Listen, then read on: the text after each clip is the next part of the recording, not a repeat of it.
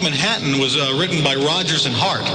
And Rodgers and Hart did not originally know that this stuff was being used on WABC New York. And I don't remember if Rodgers or Hart wrote the melody and which one wrote the lyrics to I'll Take Manhattan.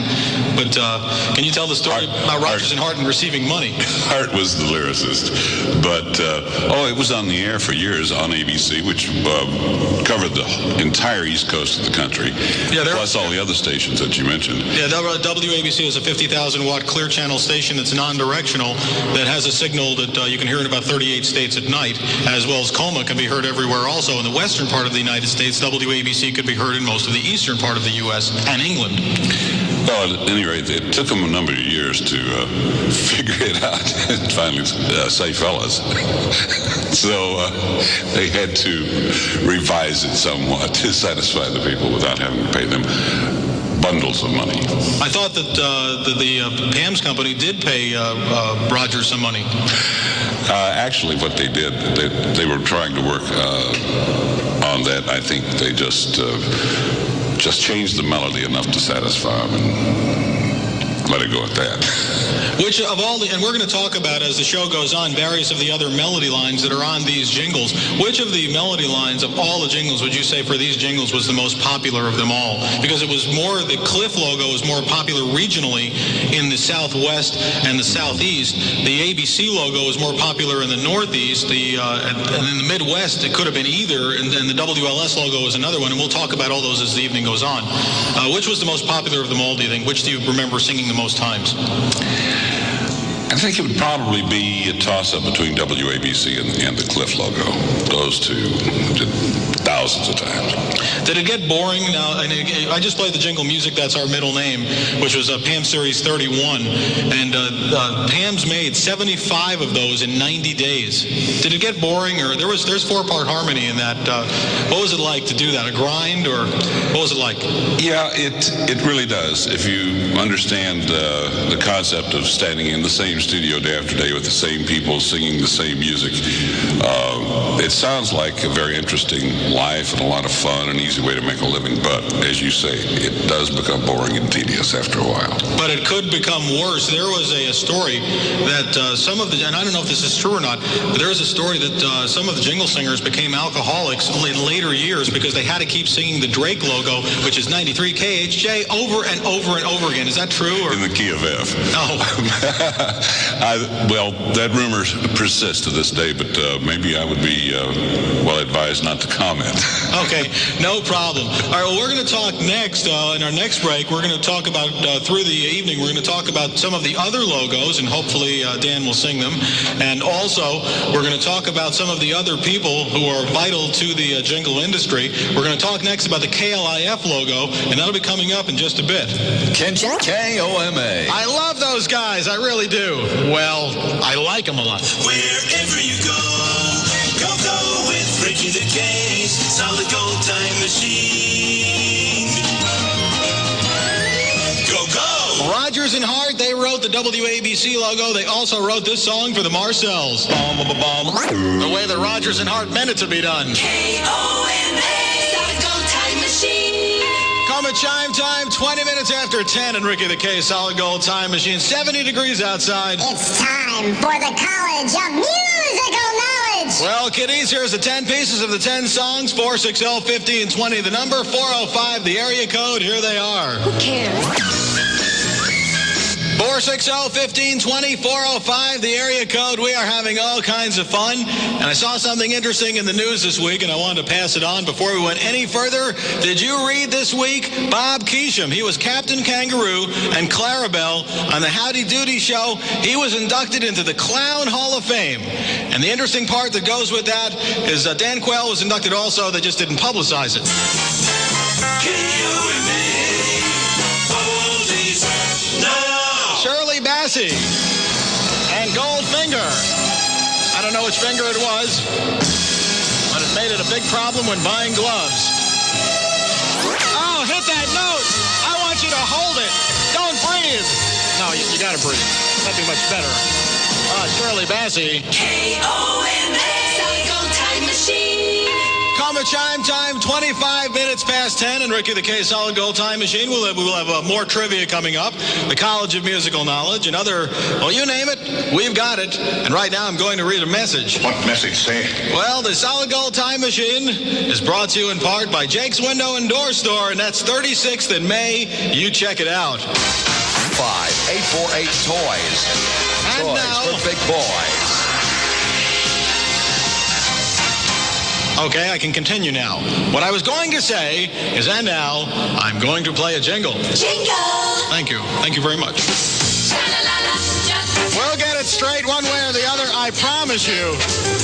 Don't forget about Ken Jones and TJ. 6 o'clock in the morning on your fun-loving oldie station, 1520.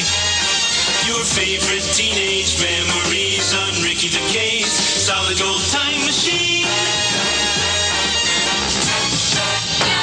And now the all-time #1 song, Made for Contortionists by Sam Cooke.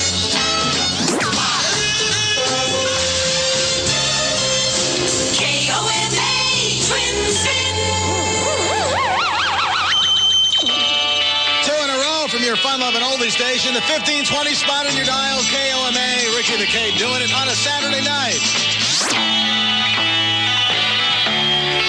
Mr. Tambourine Man, and it's the Birds, and David Crosby, and Graham Nash. Ricky.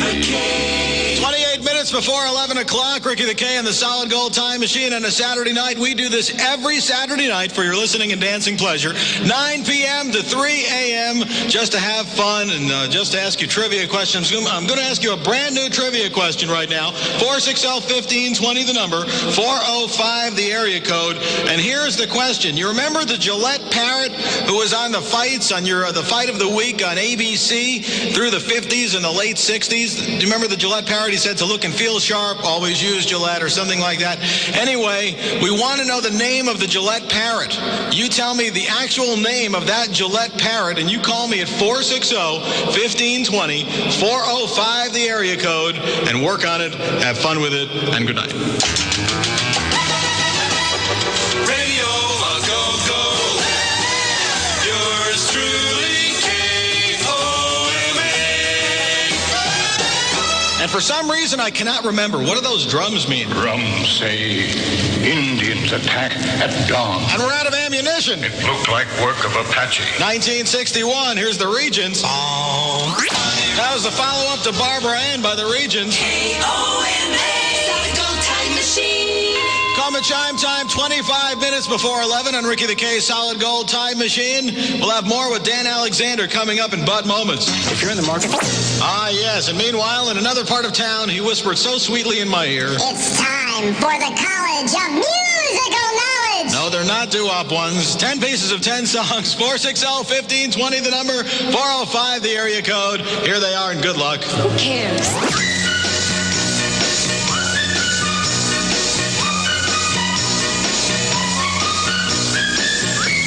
Well, there they are. 460-1520, the number. 405, the area code.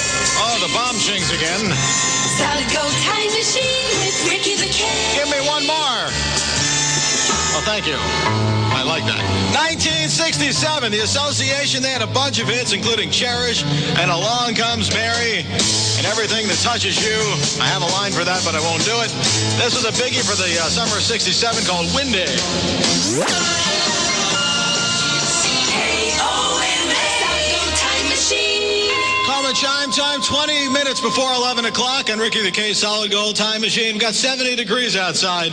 Where do this newspaper? All right, we're back, and we've got Dan Alexander with us. If you are late tuners in, Dan is a jingle singer, and not just any jingle singer. He has sung more jingles on more stations in the entire world than anybody in the history of jingles. His voice has been on more stations more times than the Beatles, than anybody, because you got to figure that if a jingle was played, if a radio station played 10 jingles an hour, 24 hours a day, 365 days a year, and you had even in the mid-60s, 6,000 radio stations, the only person who probably was on more stations more often would have been some of the presidents, and they were only in office for 4 or 8 years. Dan's been doing this since the mid-50s. And that probably should be the first question I ask you. How does it make you feel, the fact that you have had your voice on more stations more often than anybody in the entire history of broadcasting? There's nothing in the Guinness Book of Records, but how does it make you feel? Well, it's just mind-boggling. It's a mind-boggling thing. When you first mentioned to me that was a possibility, I said, not really, for some of the reasons you just talked about. Well, look at the big groups, the rock groups that have had records and hit after hit. But I don't know. It just, it's overwhelming. And now, of course, a little bit of ego has to creep in here, and I kind of wish in a way that there's some way to verify it, but c'est la vie. Well, we can verify it to a degree, but I mean, they didn't play Beatle records 10 times an hour. Well, maybe for a year they did in 1964, but right. The Jingles got played a lot. I mean, KOMA played them a lot and does today, and WABC did, and WFIL did, and KFWB, and various other parts of the country. Let's talk about the KLI. We talked about WABC last time. Let's talk about KLIF and Gordon McClendon and the KLIF logo, and explain to the listeners the difference between the Cliff logo and the KOMA logo. Well, KLIF 1190. I think we talked a while ago about the fact that the KOMA logo is part of it. KOMA. But then they took the last half, the WABC logo. 1520. Right. I almost hit that note. It's late. But anyway, and that's happened. One of the stranger things that I've seen done with logos in the past, well, any time, station in San Francisco, KYA, KSFO, they simulcast, which is unusual in itself with two sets of call letters, but they use a jingle package that uses both sets in one logo. Very interesting. Now, KSFO, KYAFM. does that provide any particular trick singing it? No, not really. It makes the package hard to syndicate because a lot of people can't see, well, how will that work? How will my call letters and frequency work? But it works great. He's had that on the air now for probably 3 years, and it's a very well-rated, very respected station in San Francisco. Now, who wrote the KLIF Dallas logo? I believe Yule Box did that. He was the musical director for PAMS for a number of years. And Yule's, let's give some of Yule's history. Well, as I say, he was there for a number of years. He was really into the music of the day and what was developing in popular music more than some of the rest of us. And, well, nearly all the jingles that you've heard on the show tonight, he wrote. And he wrote basically every PAMS jingle from what year to what year, would you guess? Well, I'm not sure of the years, and to be fair to some of the other people, he didn't write all of the PAMS jingles. We had other very talented writers. Bob Farrar, for one, was on staff there for a time. He helped out with the writing. Jody Lyons was another. But Yule did most of it, and of course was, as musical director, put it all together. And what else is Yule famous for?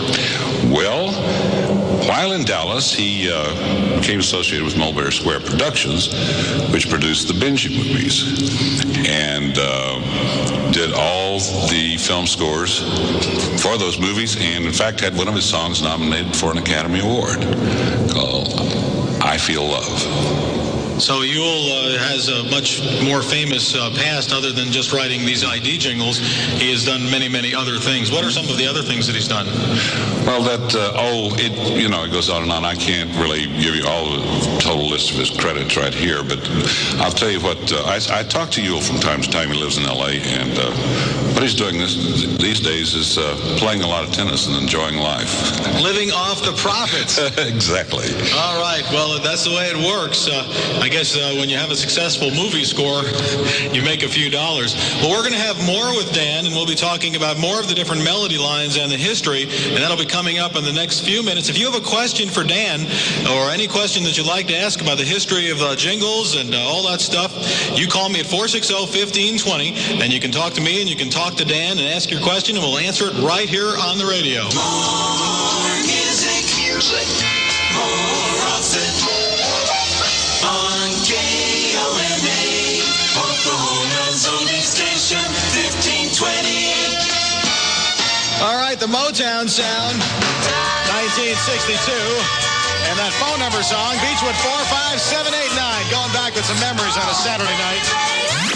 You certainly can. KOMA, Time Machine. Call the chime time, 11 minutes before 11. Ricky the K's Solid Gold Time Machine. Yeah, we're having a lot of fun. We'll have a brand new trivia question in progress. Kind of lost my train of thought there. It was derailed. We wanted to know the name of the Gillette parrot.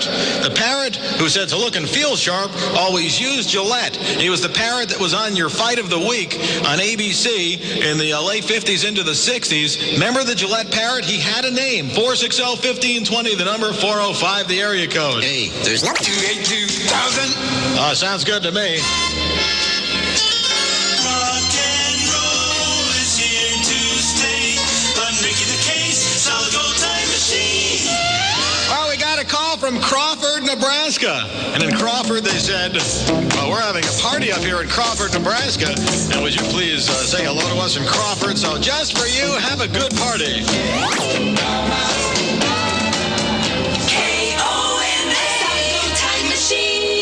KOMA chime time, 7 minutes before 11. Ricky the K's Solid Gold Time Machine. Don't forget to request your favorite oldies from work and hear them on your drive home on the All Request Drive at 5 with Dave Martin right here. It's time for the College of Musical Knowledge. Well, friends, 10 pieces of 10 songs, 460-1520, the number, 405, the area code. Here's the clues. Who cares? 460-1520, 405, the area code. This one is a lot easier than that doo-wop one, I promise you. Wow. Wow. What a weekend. And what's that, a car with a weekend? 1520 KOMA. Wow, wow, wow. We're driving it tonight. Box Stop, 67 the year. And meanwhile, well, I'm here having fun. Ricky the K. 4 minutes before 11, KOMA chime time. Ricky the K, Solid Gold Time Machine till 3. Yes, and we're having all kinds of fun, I promise. We're yours truly, KOMA 1520, with the weather. I'm Dan Alexander, 25 years ago. How does he make his voice do that? I don't know. Anyway, it's like this. A 20%, I'm going to condense this weather forecast, I promise. A 20% chance of thunderstorms through Monday night. It's going to be high in the 80s tomorrow, low around 60 this morning. We've got 68 KOMA degrees. Now, that was a lot less redundant, I promise. Pow! They got me. It's Solid Gold Time Machine. Music power.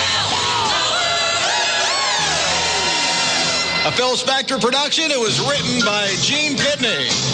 A number one song for the Crystals from 62. Oh, no. Well, it's time to break the stations. Oklahoma's legendary oldies station. KOMA. Oklahoma City. Another hour of music power. Ricky the K's Solid Gold Time Machine. Well, we're into hour number 3. We'll have more with Dan Alexander, more trivia, more of the College of Musical Knowledge. My psychiatrist will be here soon to try to make me relate to modern society. All coming right up.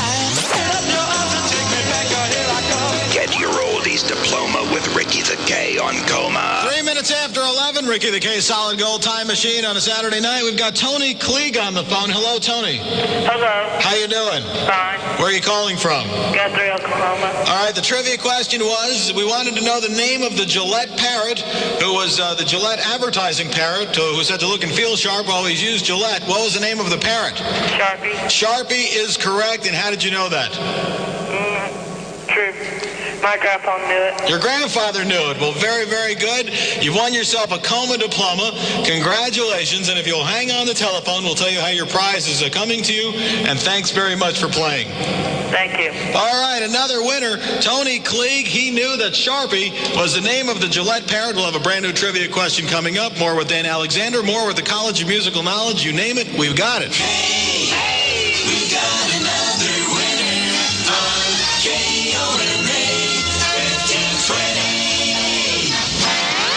1957, the year for the Mellow Kings. KOMA.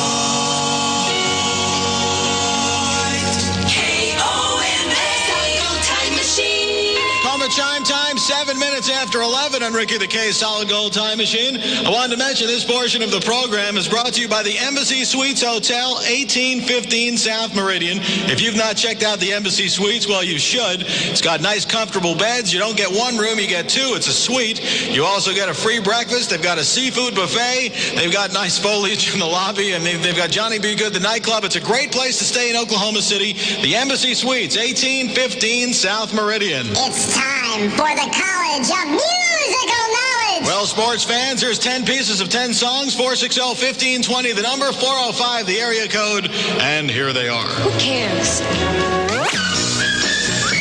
460-1520, 405, the area code, the magic number to have fun. Turn your mind off, baby. Feel the fun vibrations of Ricky the K's Solid Gold Time Machine. It's fun! Beach Boys from 1965. Well, since you Oh, love it. KOMA Solid Gold Time Machine. One of my favorite chime times, 11 minutes past 11, Ricky the K Solid Gold Time Machine. We'll be talking about, with Dan, in about a minute, we're going to be talking about some of the backgrounds of some of the jingle singers and some interesting quirks and interesting things that have happened with them. Only Interstate Bank and this radio station. Ricky the K back with Dan Alexander, and what we're going to do now is we're going to talk about some of the personalities, the backgrounds. We're going to talk a little bit about some of the various jingle singers that did some significant things with their lives. And I guess we should start, Dan, with the early days of Pam's. Let's just name some of the people who worked there, and if you have anything significant to add about any of them. All right, there was Claire Stewart, and there was Terry Lee. And Terry Lee was on a package that was called Series 8 that we're just so happy-go-lucky that I think was on in this market. I'm sure it was. That I remember, right? Huge selling package. Anything in particular that you can say about Claire Stewart or Terry Lee? Oh, Terry got her start singing just as a girl on live radio, such as they did right here at KOMA back in the early days of WFA in Dallas, and with the early birds, and just sort of stayed with her singing and wound up in the jingle business like a lot of us did. And I heard her on a tape say that the thing that amazed her the most was that she could drive around the country and go from market to market and hear herself. Every time she lost reception of one station where she heard herself, she could get into another radio market and hear herself on another station singing the same jingle over and over and over again. Yeah, that can be a very funny feeling.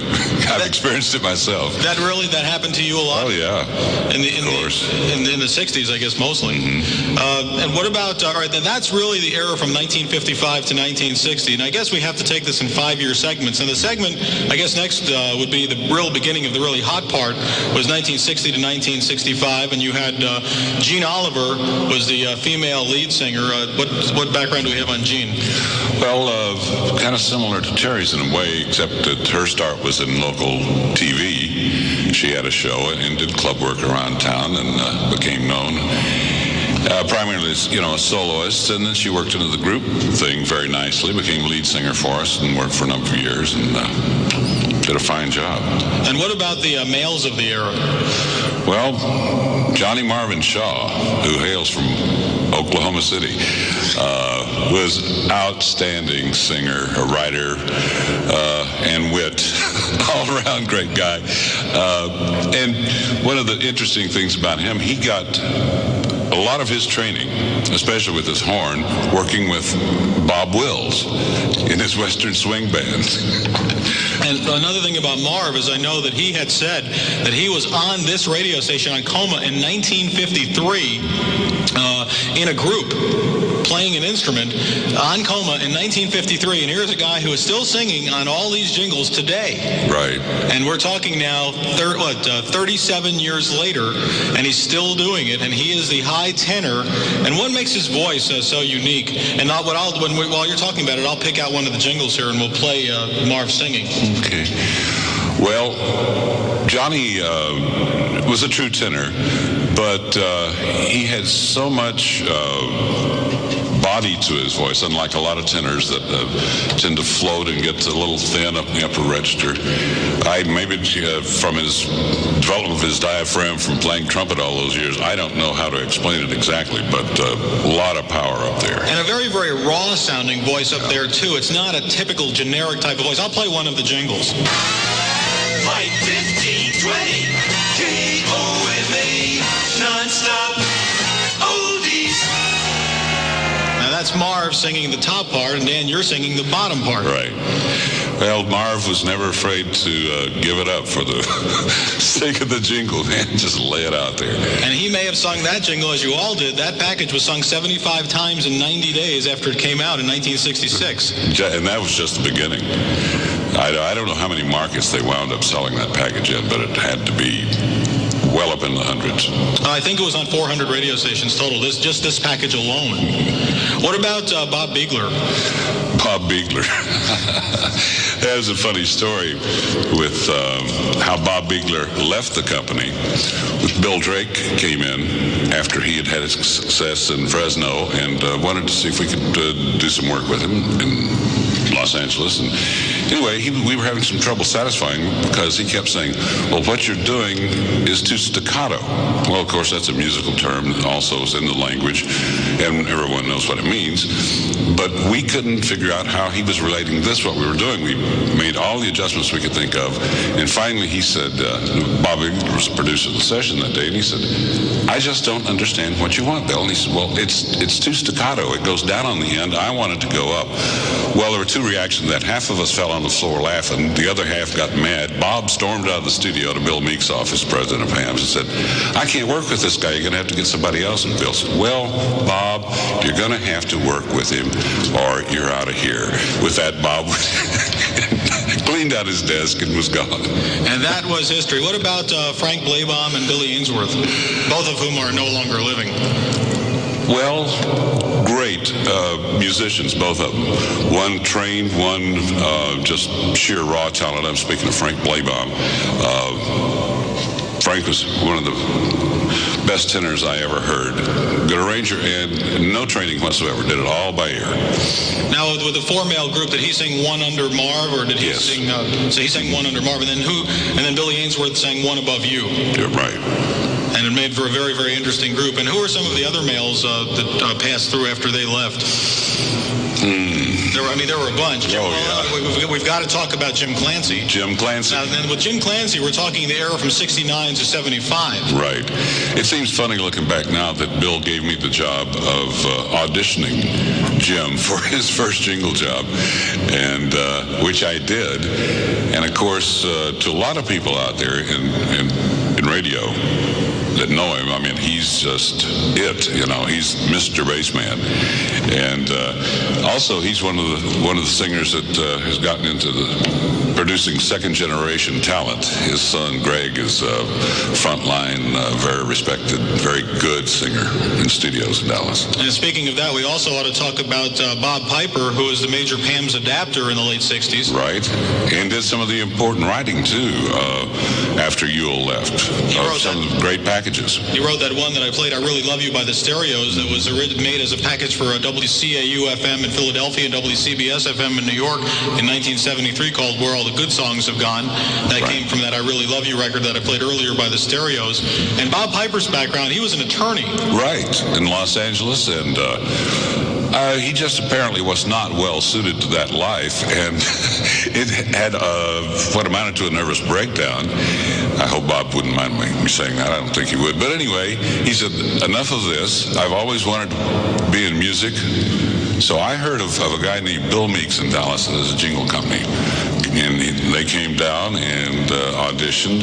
Carol became lead singer in the group, and Bob wrote and did the adapting. And their son Brian is now a writer, very excellent keyboard player for jingle companies in Dallas. What about some of the other females? We ought to talk about Tinker Rottenberg and Mary Jo Grogan. Now, they were the two original Moonmaids. Right. They toured with Vaughn Monroe back in the days when big bands were popular and were on some of his more famous recordings and all. In fact, let's give an example. There was one package that was called the Golden Pussycat Package, Series 30 from 1965. It's the only all-female jingle package that I know of that was ever made. Would that be correct? Yes. All right, this is the only all-female package, and I'll play one of those jingles from it right now. KOMA, Twin Spin. There's an a cappella version of it, but that's 4 females, and Tinker Rautenberg and Mary Jo Grogan were on various of them, and some of the other Golden Pussycats with Judy Parma, and she is still singing for Jam today. Right. And also Camilla Duncan. What kind of person was Camilla? A Fulbright Scholar dingbat. She's a wonderful person and extremely talented musician. Perfect pitch, good singer, fastest hands on a xylophone I ever heard. I don't know, what can I say? It's just too bad that she had to get married and leave us and move to New York City. Was it a really odd group of characters every day? I mean, I would think that sort of like the inmates in prison hanging in there and doing, I mean, how many sessions did you guys do a week? In Pam's days, we did 8 to 10, sometimes more. It just depended on the time of the year, of course. But we stayed real busy. So you guys probably had a lot of gallows-type humor and probably a lot of strange things. Any particular stories that you can tell? No. Not on this radio station tonight. All right, but there are a few stories you can tell. And what we'll do is when we come back and we talk to Dan in the next quarter hour, what we'll do is we'll tell some of the funnier stories of things that interesting things that happened at Pam, some of the funnier and airable ones, and we'll have that coming up. And here's another listen to Marv's.